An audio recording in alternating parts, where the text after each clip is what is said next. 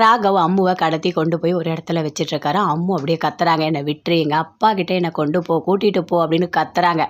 ஏய், எதுக்கு கத்திட்டுருக்க? வாயை மூடு. உங்கள் அப்பா கிட்டலாம் உன்னை கூட்டிகிட்டு போக முடியாது. உனக்கு சாக்லேட் வேணுமா?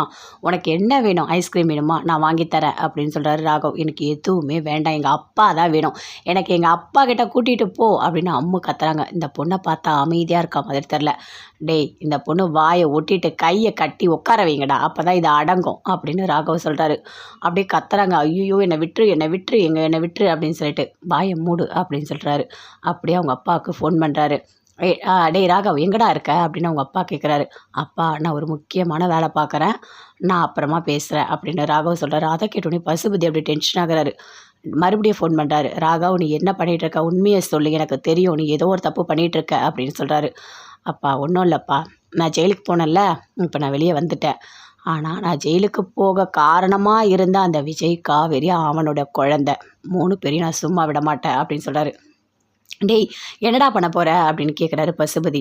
நான் என்ன தெரியுமா பண்ணேன்? அந்த காவேரி, விஜய் ஏற்கனவே ஆக்சிடென்ட் பண்ணல, அப்போ அந்த காவேரிக்கு கல்யாணம் ஆனது எல்லாமே மறந்துடுச்சான்.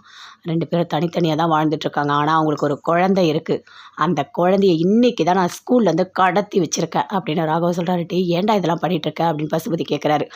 அப்பா, என்னப்பா பேசிகிட்டு இருக்கீங்க? 5 வருஷம் நான் ஜெயிலில் உட்காந்து களி தின்னு நான் பட்ட கஷ்டம், வேதனை எல்லாமே ஒரு நாளும் நான் பட்ட கஷ்டத்தெல்லாம் அவனுக்கு திருப்பி கொடுக்க வேணாமா?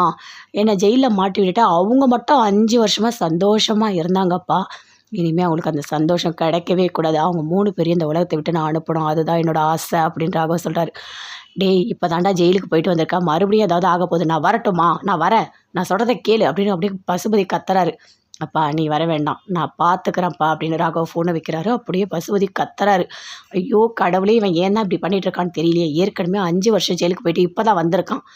இவன் இன்னும் மறுபடியும் ஜெயிலுக்கு போயிட்டா நான் என்ன பண்ணுவேன் தெரியலையே, ஐயோ கடவுள், நான் இப்போ உடனே போகணும் அப்படின்னு பசுபதி அங்கேருந்து வேகமாக வரான்.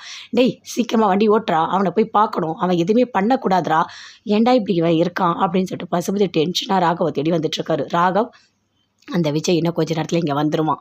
அவன் வந்த உடனே அந்த விஜய், குழந்தை, அவன் பொண்டாட்டி 3 பேரையும் சேர்த்து போட்டு தள்ளணும்.